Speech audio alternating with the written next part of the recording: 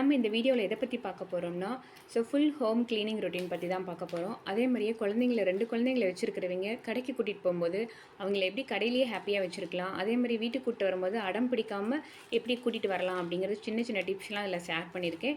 So அந்த video skip பண்ணாமல் ஃபுல்லாக பாருங்கள். வாங்க வீடியோக்குள்ளே போகலாம். பிரேக்ஃபாஸ்ட்டு கருப்புளுந்த இட்லியும் குருமா வச்சுருந்தேன். அதில் ஒரு இட்லி மீதி ஆயிடுச்சு. அது ஃபிஷ்ஷுக்கு எப்படி கொடுக்குறான்னு சொல்லிட்டு பாருங்கள். எங்கள் வீட்டுக்கு ஆப்போசிட்லேயே கிணறு இருக்குது. அதில் ஃபிஷ்ஷு நிறையா விளையாண்டுட்ருக்கோம். ஸோ அது ஃபிஷ்ஷுக்கு தான் கொடுக்கணும் அப்படின்னு சொல்லிட்டு ஃபஸ்ட்டு ஃபிஷ்ஷுக்கு போட்டு அது ரொம்ப என்ஜாய் பண்ணி பார்த்துட்டு இருந்தான். ஸோ மதியம் லஞ்ச் கொஞ்சம் சிம்பிளாக தான் வச்சோம். ஏன்னா பாப்பா ஸ்கூல் லீவு, பாப்பா வீட்டில் இருந்தால் பாப்பா வீட்டில் இருக்கும்போது தான் மோஸ்ட்லி நான் க்ளீனிங் ஒர்க் ஸ்டார்ட் பண்ணுவேன். ஏன்னா அவளுக்கு க்ளீனிங்னால் ரொம்ப பிடிக்கும். ஸோ நான் ஸ்டார்ட் பண்ணுறதுக்கு முன்னாடி அவள் ஸ்டார்ட் பண்ணிட்டா. அவளே ஒரு கர்ச்சீஃப் எடுத்துட்டு மூக்குக்கு கட்டிக்கிட்டு க்ளீனிங் ஒர்க் ஸ்டார்ட் பண்ணிட்டா. அப்போ தம்பி தூங்க வச்சுட்டு தான் இதெல்லாம் பண்ணுவோம். ஏன்னா தம்பிக்கு கொஞ்சம் டஸ்ட் அலர்ஜி ஒத்துக்காது. ஸோ தம்பியை தூங்க வச்சுட்டு 2 பேரும் ஸ்டார்ட் பண்ணோம். ஸோ அவள் ஃபஸ்ட்டு ஹாலை க்ளீன் பண்ணதுக்கப்புறம் நான் கொஞ்சம் பாதியாக க்ளீன் பண்ணுவாள். அதுக்கப்புறம் மீதி இருக்கிறத நான் க்ளீன் பண்ணுவேன். ஏன்னா ஃபுல்லாக அவனால் பண்ண முடியாது. அதேமாதிரி குழந்தைங்க ஃபுல்லாக நீட்டாகவும் பண்ண மாட்டாங்க. பண்ணலனாலும் பரவாயில்ல அப்படின்னு சொல்லிட்டு அவங்களுக்கு பண்ணுறேன் அப்படிங்கிற அந்த இன்ட்ரெஸ்ட் வந்தாவே போதும். ஆட்டோமேட்டிக்காகவே கொஞ்சம் பெருசானால் நல்லா பண்ணிடுவாங்க. இந்த மாதிரி ட்ரை பண்ணி பாருங்கள். எங்கள் குழந்தைங்க வீட்டில் இருக்கும்போது சும்மா வீடு கூட்டுறது, ஒட்டடை அடிக்கிறது, இந்த மாதிரி குட்டி குட்டி வேலையெல்லாம் அவங்களுக்கு கொடுங்க. ரொம்ப இன்ட்ரெஸ்ட்டாக செய்வாங்க. எப்படியும் லீவில் இருந்தாங்கன்னா அவங்க கொஞ்சம் ஃபோன் பார்க்குறது, டிவி பார்க்குறது அந்த மாதிரி தான் டைம் ஸ்பெண்ட் பண்ணுவாங்க. ஸோ நம்ம ஃபஸ்ட்டு ஹோம் ஒர்க்லாம் முடிச்சுட்டு நம்ம வீடு கூட்டலாம் அப்படிங்கும்போது அவங்க சீக்கிரம் ஹோம் ஒர்க்கும் முடிச்ச மாதிரி இருக்கும். அவங்களுக்கு ஒரு வேலை கொடுத்த மாதிரியும் இருக்கும். அவங்க ரொம்ப இன்ட்ரெஸ்ட்டாக செய்வாங்க. ஸோ வீடு ஒட்டடி அடிச்சிட்ருக்க கேப்பில் கொஞ்சமாக பக்கெட்டில் தண்ணி ஃபில் பண்ணி மேட்டெல்லாம் ஊற வச்சிடலாம் அப்படின்னு சொல்லிட்டு தண்ணி பிடிச்சிட்ருக்கேன். துணி துவைக்கிறதுக்கு எந்த பவுடர் யூஸ் பண்ணுவீங்களோ அந்த பவுட்ரு கொஞ்சம் போட்டு அதில் கல்லுப்பு ஒரு கை போட்டுக்கோங்க. கல்லுப்பு சீக்கிரமாக அழுக்கெல்லாம் எடுத்துரும். அதுவும் அந்த தண்ணி சுடு தண்ணியாக இருந்ததுன்னா ரொம்ப ஸ்பீடாக அழுக்கெல்லாம் வெளியில் வந்துடும். நீங்கள் இதை ட்ரை பண்ணி பாருங்கள். எங்கள் வீட்டில் 2 குழந்தைங்க இருக்கலாம். நான் அடிக்கடி மேட்டெல்லாம் வாஷ் பண்ணுவேன். ஸோ அட்லீஸ்ட் 15 டேஸ்க்கு ஒன்ஸாவது மேட்டெல்லாம் வாஷ் பண்ணுவேன். அதேமாதிரி நீங்கள் ஒட்டடி எடுக்கிறது உங்களுக்கு டைம் இருக்கும்போது பண்ணுங்கள். அப்படி இல்லைனா மந்த்லி ஒன்ஸ் இதை ஃபுல் ரொட்டீனாக வச்சுக்கோங்க. குழந்தைங்க வீட்டில் இருக்கும்போதும் சரி, அப்படி இல்லைனா ஒர்க்கிங் உமனாக இருந்தீங்க அப்படின்னா எப்போ உங்களுக்கு ஃப்ரீ டைம் இருக்கோ அந்த மாதிரி டைமில் இந்த மாதிரி ஒட்டடி அடிக்கிற வேலையெல்லாம் முடிச்சிடுங்க.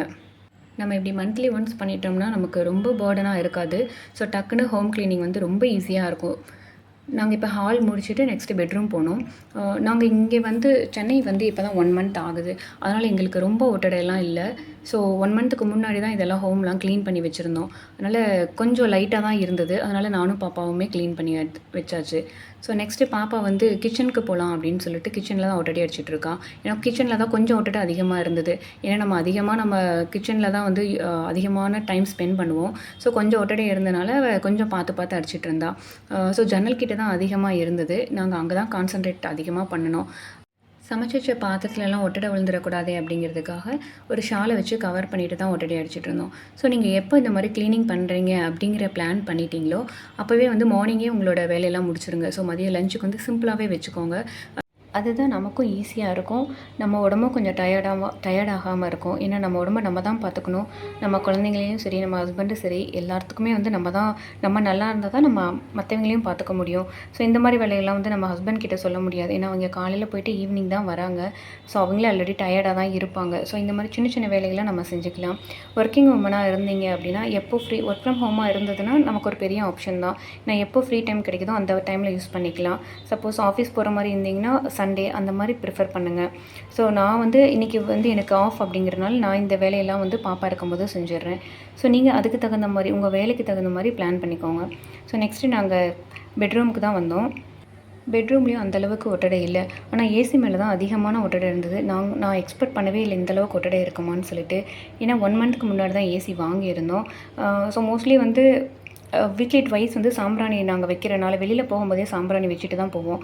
அதனால் பெட்ரூமில் வைக்கிறனால அந்த சாம்பிராணி புகைக்கே ஒட்டடை சேர்ந்துடும் அப்படிங்கிற மாதிரி சொல்லுவாங்க. ஸோ அதை கொஞ்சம் பார்த்து க்ளீன் பண்ணுங்கள். ஒட்டடை அடித்ததுக்கப்புறம் வீடு கூட்ட ஆரம்பித்தாச்சு. ஸோ இங்கே பார்க்குற பவுன்சிங் பால் ரொம்ப ஒரு எக்ஸசைஸான பால். குழந்தைங்களுக்கு ரொம்ப ஒரு யூஸ்ஃபுல். இந்த வீடியோ நான் லேட்டராக அப்லோட் பண்ணுறேன். டைம் இருக்கும்போது செக் பண்ணி பாருங்கள். ஸோ ஒவ்வொரு ரூமாக கூட்டி முடிச்சதுக்கப்புறம் அந்த மேட்டை சைட் பை சைடு தண்ணியில் ஊற வச்சுட்டேன். நம்ம எந்த அளவுக்கு ஊற வைக்கிறோமோ அந்தளவுக்கு அழுக்கு சீக்கிரம் போயிடும். ஸோ இன்னும் சுடுதண்ணியில் நீங்கள் ஊற வச்சுருந்தீங்க அப்படின்னா ரொம்ப சீக்கிரமாகவே அழுக்கு போயிடும். நமக்கு அந்தளவுக்கு கை வலிக்க தேய்க்க வேண்டிய அவசியம் இல்லை. ஸோ இது வந்து தம்பி ரூமு. சாமி ரூமில் தான் தம்பி தூங்க வச்சுருக்கேன். ஸோ அவன் வந்து மோஸ்ட்லி தூரியில் தான் படுக்கிறான். ஏன்னா பெட்டில் படுத்தானா சீக்கிரமாக எந்திரிச்சுக்குவான். ஸோ நம்ம ஒர்க் பண்ணுற டைமில் அவன் எந்திரிச்சிட்டானா ரொம்ப கஷ்டமாக போயிடும். இப்போ நம்ம தூரியில் படுத்துருக்கும் போது டக்குன்னு ஆட்டி விட்டுறலாம். நமக்கு கொஞ்சம் ஈஸியாக போயிடும்.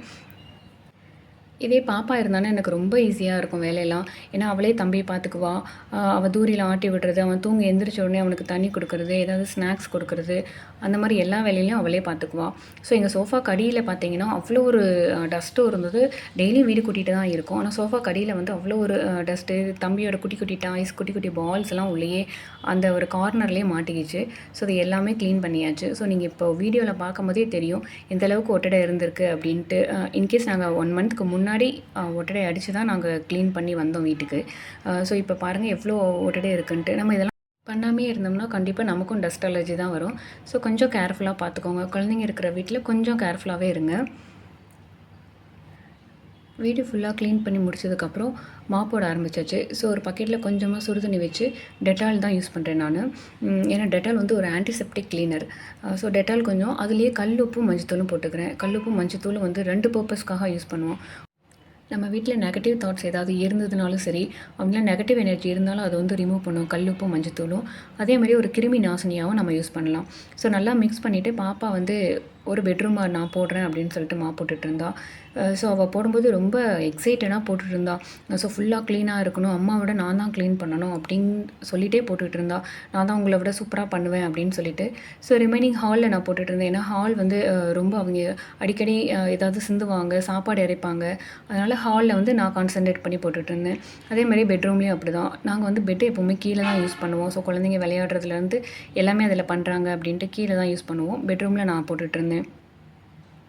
நமக்கு வந்து வீடு க்ளீன் பண்ணுறது, மாப் போடுறதுலாம் ஈஸியான வேலை தாங்க. ஆனால் இந்த குழந்தைங்களோட டாய்ஸ் எடுத்து வைக்கிறது தான் பெரிய கஷ்டம். ஸோ அவங்களுக்கு வாங்கும்போது நம்ம இது யூஸ் ஆகும் அப்படின்னு சொல்லிட்டு வாங்கிடுறோம். ஆனால் அதெல்லாம் லைனாக எடுத்து வச்சுட்டு நம்ம மாப் போடுறது, வீடு கூட்டுறது அதுதான் பெரிய டஃப்பாக இருக்குங்க. ஸோ வீடு கூட்டி முடிச்சுட்டு எல்லா பக்கமும் மேட் போட்டுட்டேன். ஸோ நான் எப்போவும் 3 செட் ஆஃப் மேட் வச்சுருப்பேன். ஸோ ஒரு செட்டு வாஷ் பண்ண போடும்போது 2வது செட் போடுவேன். அந்த 2வது செட் வாஷ் பண்ணும்போது 3rd செட் போடுவேன். இந்த மாதிரி 3 செட் ஆஃப் மேட் வச்சுருப்பேன். ஸோ அந்த மேட் கிச்சனுக்கு மட்டும் 2 மேட் யூஸ் பண்ணிக்குவேன். ஏன்னா தண்ணி சிந்தும், குழந்தைங்க இருக்காங்க அப்படிங்கிறதுனால 2 மேட் யூஸ் பண்ணிக்குவேன். ஸோ இந்த மாதிரி டிப்ஸ்லாம் நீங்கள் ஃபாலோ பண்ணி பாருங்கள். ரொம்ப யூஸ்ஃபுல்லாக இருக்கும். ரொம்ப வேலையும் சீக்கிரம் முடிஞ்சிடும். ஒரு சண்டே மந்த்லி ஒன்ஸ் ஒரு சண்டே பிளான் பண்ணிங்கன்னா எல்லாமே ஈஸியாக முடிச்சிடலாம். அந்த மந்த் ஃபுல்லாக உங்களுக்கு ஃப்ரீயாக இருக்கிற மாதிரி இருக்கும். ஸோ நெக்ஸ்ட்டு நான் அதே டைமில் டாய்லெட்டும் க்ளீன் பண்ணிட்டேன். ஸோ டாய்லெட் க்ளீன் பண்ணுறதுக்கு எப்போவுமே ரெட் க்ளீனர் யூஸ் பண்ணுங்கள். என்கிட்ட ரெட் இல்லாதனால நான் ப்ளூ யூஸ் பண்ணுறேன். நல்லா க்ளீன் பண்ணிவிட்டு அந்த விண்டோவை வந்து ஓப்பன் பண்ணியே வச்சுருங்க. க்ளோஸ் பண்ணி வைக்காதீங்க. ஏன்னா அதில் இருக்க ஆசிட் வந்து ரொம்ப கெமிக்கல். ஸோ ஓப்பன் பண்ணி விட்டுருங்க. ஸோ இந்த கேப்லேயே வந்து நான் மேட்டோலாம் வாஷ் பண்ணி மாடியில் கொண்டு போய் போட்டு வந்தாச்சு. இப்போ பாருங்கள் என்னோடய வீடு எப்படி இருக்குதுன்னு சொல்லிட்டு. ஸோ பார்க்கவே அவ்வளோ பளிச்சுன்னு இருந்தது. எங்களுக்கே ரொம்ப பிடிச்சிருந்தது. ஸோ நம்ம வீடா இது அப்படின்னு சொல்லிட்டு ஒரு ஒட்டடை இல்லை, ஒரு தூசு இல்லை, அவ்வளோ நீட்டாக இருந்தது. ஸோ ஒரு தடவை ட்ரை பண்ணி பாருங்கள். இந்த மாதிரி ஒரு நாள் பிளான் பண்ணி இந்த மாதிரி செஞ்சு பாருங்கள்.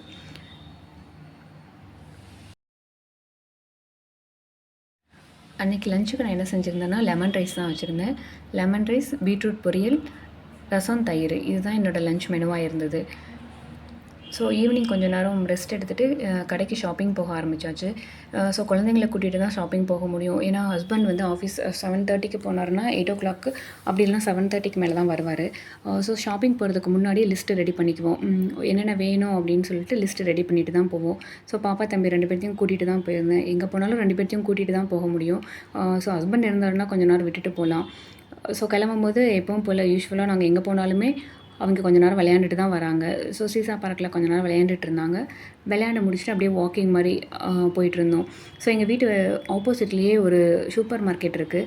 அங்கே தான் போயிருந்தோம். ஏன்னா கொஞ்சம் லாங் போகணும் அப்படின்னம்னா அது கண்டிப்பாக ஹஸ்பண்டோட ஹெல்ப் இல்லாமல் போக முடியாது.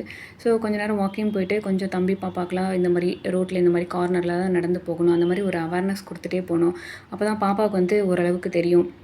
அவங்க 2 பேர்த்து கடைக்கு போகிறதுனாவே ஒரு பெரிய என்ஜாய்மெண்ட்டு. ஏன்னா அந்த ட்ராலியில் வந்து தம்பி உட்கார வச்சுட்டு அவள் தள்ளிட்டு போவாள். ஸோ அதனால் ரொம்ப ஹாப்பியாக உள்ளே போய் எல்லாம் திங்ஸ் எல்லாம் எடுத்துகிட்டு இருந்தாங்க. ஸோ இதில் ஒரு சின்ன டிப் என்ன அப்படின்னா, நான் வீட்டில் இருக்கும்போதே சொல்லிடுவேன் அவங்கக்கிட்ட. உங்களுக்கு என்ன வேணும்னு சொல்லி கேட்பேன். நம்ம இந்த மாதிரி கடைக்கு போகலாம், உங்களுக்கு என்ன வேணும்னு சொல்லி கேட்கும்போது நிறையா லிஸ்ட்டு சொல்லுவாங்க. எனக்கு இந்த சாக்லேட் வேணும், இந்த பிஸ்கெட் வேணும், இது வேணும், இந்த டாய் வேணும் அப்படின்னு சொல்லுவாங்க. பட் அதுலேருந்து ஏதோ ஒன்று நான் செலக்ட் பண்ணிக்குவேன். ஸோ பாப்பாவுக்கு வந்து ஒரு ஜூஸ் வேணும்னு சொல்லியிருந்தா. தம்பிக்கு வந்து மினியான் ஸ்டிக்கர் வேணும்னு சொல்லியிருந்தா. ஸோ நாங்கள் ஆல்ரெடி நான் ஒரு வீடியோ போட்டிருக்கேன். ஸ்கூல் ஓப்பன் ஆகிறதுக்கு முன்னாடி நாங்கள் போய் பர்ச்சேஸ் பண்ண மாட்டோம். எப்போ டைம் கிடைக்குதோ அப்போ பர்ச்சேஸ் பண்ணிக்குவோம். ஸோ இப்போ வந்து நான் மளிகை ஜாமான் தான் எடுத்துகிட்டு இருந்தேன். மெயினாக அவல் இல்லை. ஸோ காஷ்மீரி சில்லி பவுடர் இதெல்லாம் வீட்டில் அரைச்சிருவேன். இங்கே வந்து எங்கே மிஷின் இருக்குதுன்னு தெரியாதனால நான் கடையில் வாங்கிட்டேன். ஸோ அதெல்லாம் எடுத்துகிட்டு இருந்தோம். மேலே தான் வந்து அவங்களோட செக்ஷன் இருக்கும். So toys, some playing area எல்லாமே மேலே இருக்கும். ஸோ ஃபஸ்ட்டு போன உடனே பாப்பா மினியான் தான் எடுத்தா. தம்பிக்காக தான் ஃபஸ்ட்டு எடுத்துகிட்டு வந்தா. அங்கே பில் போடுறதுக்குள்ளே அவள் ஒரு சின்ன ஜூஸ் வேணும்னு சொல்லிட்டு ஜூஸ் குடிச்சிட்டு இருந்தா. அது வந்து வெண்ணிலா மில்க் ஷேக் வேணும் அப்படின்ட்டு இருந்தா. ஸோ வெண்ணிலா மில்க் ஷேக் வாங்கி குடிச்சிட்டு இருந்தா. ஸோ உங்கள் குழந்தைங்களுக்கு நீங்களும் இந்த மாதிரி ஆப்ஷன் இருந்தது, வெளியில் கூட்டு போகிற ஆப்ஷன் இருந்தது அப்படின்னா இந்த மாதிரி ட்ரை பண்ணி பாருங்கள். ஸோ கடைக்கு போகிறதுக்கு முன்னாடி உங்களுக்கு என்ன வேணும்னு கேட்டுட்டு அதில் ஏதோ ஒன்று யூஸ்ஃபுல்லாக இருக்கிறத நீங்கள் செலக்ட் பண்ணிக்கோங்க. ஸோ அது வந்து ரொம்ப யூஸ்ஃபுல்லாக இருக்கும். நம்ம எங்கே போனாலும் ப்ராப்ளமே இருக்காது. இந்த குழந்தைங்க இது கேட்பாங்க, அது கேட்பாங்க அப்படிங்கிற நச்சே இருக்காது. நம்ம கூட்டிகிட்டு போனாலும் தைரியமாக கூட்டிகிட்டு போகலாம் குழந்தைங்கள. இப்போ எனக்கு ஆப்ஷனே இல்லாதனால நான் இதை தான் ஃபாலோ பண்ணுவேன். ஸோ நீங்களும் இதை ஃபாலோ பண்ணி பாருங்கள். ஸோ வீட்டுக்கு வந்த உடனே எல்லாமே எடுத்து வச்சிட்டோம். எல்லாமே எடுத்து பில் பார்த்துட்டு எனக்கு ஒரு பழக்கம் என்னென்னா, ஃபஸ்ட்டு பில் போட்டுட்டு வந்த உடனே அதை தனியாக ஒரு நோட்டில் எழுதி வச்சுருவேன். ஏன்னா நான் மோஸ்ட்லி ஊர்லேருந்து வரும்போது எல்லாம் பர்ச்சேஸ் பண்ணிக்குவேன். இங்கே எவ்வளோ ரேட் இருக்குது, ஊரில் எவ்வளோ ரேட் இருக்குதுன்னு சொல்லி கம்பேர் பண்ணி பார்ப்பேன். எங்கே கம்மியாக இருக்கோ அங்கே போயிட்டு நான் பர்ச்சேஸ் பண்ணிவிட்டு வந்துடுவேன். ஸோ இந்த டைம் கொஞ்சம் ஐட்டம்ஸ் தான் இருந்தது. அதனால் அதை மட்டும் தான் எழுதி வச்சுட்டு இருந்தேன். ஸோ எல்லாமே எடுத்து வச்சுட்டு பாப்பா தம்பி 2 பேருமே ஒவ்வொன்றா எடுத்துகிட்டு வர சொன்னேன். ஹால் எல்லாமே போட்டு வச்சுட்டேன். பாப்பா வந்து நான் வந்து கட் பண்ணி போடுறேன் அப்படின்னு ரீஃபில் பண்ணுறேன் அப்படின்னு சொல்லிட்டு இருந்தா. சரி ஓகே அப்படின்னு சொல்லிட்டு அவள் தான் கட் பண்ணி ஒவ்வொன்றா ரீஃபில் பண்ணிகிட்ருக்கா. ஸோ டீத்தூள், பச்சை பட்டாணி, உளுந்தம் பருப்பு, கடலைப்பருப்பு, ஸோ எல்லாமே வந்து அவள் தான் ரீஃபில் பண்ணிகிட்டு இருந்தா. ஸோ பாட்டிலெலாம் நமக்கு வரமிளகாய் தூள், குழம்புகளோட எல்லாமே ஒரே மாதிரியே இருக்கும். ஸோ இந்த மாதிரி பெலிகான் யூஸ் பண்ணி நான் அதில் மேலே எழுதி வச்சுருவேன். கேஏ அப்படின்னா காஷ்மீரி சில்லி அப்படின்னு சொல்லிட்டு நமக்கு தெரியும். சப்போஸ் நம்ம இல்லைனா கூட வேறு யாரோ அம்மாவோ மாமியாரோ இல்லை நம்ம சிஸ்டர், நம்ம ஃப்ரெண்ட் யார் வந்தாலுமே அவங்க யூஸ் பண்ணிக்கலாம். ஸோ நான் வந்து வீட்டில் தான் மஞ்சள் அரைச்சிக்குவேன். இந்த மஞ்சள் எதுக்காக யூஸ் பண்ணுறேன் அப்படின்னா, வெளியில் லெமன் வைப்பேன். கண் திருஷ்டிக்காக லெமன் வைக்கிறதுல வந்து மஞ்சள் தடவுறதுக்காக தான் மஞ்சள் யூஸ் பண்ணியிருக்கேன். கடையில் வாங்குகிற மஞ்சள். அவங்களே ரீஃபில் பண்ணும்போது கீழே சிந்தாமல் கொட்டுங்க அப்படின்னு சொல்லும்போது அவங்களுக்கு கொஞ்சம் கான்சன்ட்ரேஷனாகவும் அதை பண்ணுவாங்க. ஒரு என்ஜாய்மெண்ட்டாகவும் பண்ணுவாங்க. நான் ரீஃபில் பண்ணிட்டேன் அப்படின்னு சொல்லிட்டு. ஸோ என் தம்பியும் சும்மா விடலை. அவனும் நான் ஏதாவது பண்ணுறேன் அப்படின்னு சொல்லிட்டு ஒவ்வொரு பொருளாக எடுத்துகிட்டு வந்து என்கிட்ட கொடுத்துட்டு இருந்தான். ஸோ இதெல்லாம் க்ளீன் பண்ணி முடிச்சதுக்கு அப்புறமா எல்லாமே வந்து செல்ஃபில் அடுக்கி வச்சுட்ருந்தோம்.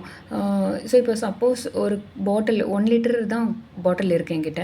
அதில் நான் பச்சை பட்டாணி போட்டு வச்சுட்டேன் அப்படின்னா ரிமைனிங் இருக்கிறதா வந்து ஒரு லப்பர் பேண்ட் போட்டு ஒரு சின்ன ஒரு கண்டெய்னரில் போட்டு வச்சுருவேன். ஒரு சின்ன பாக்ஸில் போட்டுருவேன்.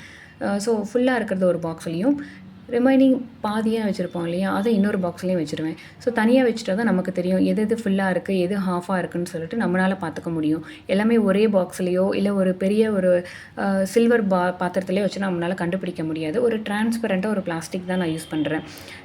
நான் கிச்சன்லேயே எப்போவும் ஒரு நோட் பேடை வச்சுக்குவேன். ஸோ என்ன திங்ஸ் தீர போகுதோ அந்த திங்ஸை வந்து அப்பப்போ எழுதி வச்சுருவேன். அப்போ தான் நமக்கு மறக்காமல் இருக்கும்.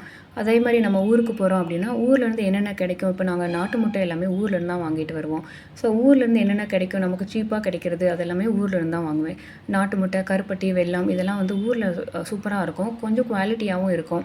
அதனால் அதெல்லாம் நம்ம ஊர்லேருந்து வர மாதிரி பிளான் பண்ணிக்கோங்க. ஸோ உங்கள் ஏரியாவில் எது உங்களுக்கு சீப்பாக இருக்கும் அப்படிங்கிறது எனக்கு கமெண்ட் செக்ஷனில் கமெண்ட் பண்ணுங்கள். இந்த மாதிரி சின்ன சின்ன டிப்ஸ்லாம் ஃபாலோ பண்ணி பாருங்கள். கண்டிப்பாக உங்களுக்கு யூஸ்ஃபுல்லாக இருக்கும். ஸோ வீட்டில் 2 குழந்தைங்கள வச்சுருக்கிறவங்களுக்கு ரொம்ப ரொம்ப யூஸ்ஃபுல்லாக இருக்கும். ஸோ குழந்தைங்கள கூட்டிகிட்டு போகிறதுக்கு முன்னாடியே அவங்க மைண்டில் வந்து இதுதான் பண்ணணும் அப்படிங்கிறது ஃபிக்ஸ் பண்ணி விட்டுருங்க. ஸோ உங்களுக்கு கூட்டிகிட்டு போனால் அவங்க வந்து அடம் பிடிக்க மாட்டாங்க. ஒரு சில குழந்தைங்களாம் நான் கடையிலேயே பார்த்துருக்கேன். எனக்கு இது வேணும், அது வேணும், இது வாங்கி கொடுங்க, அதை வாங்கி கொடுங்கன்னு ரொம்ப டார்ச்சர் பண்ணுவாங்க எங்கள் அம்மா அப்பாவை.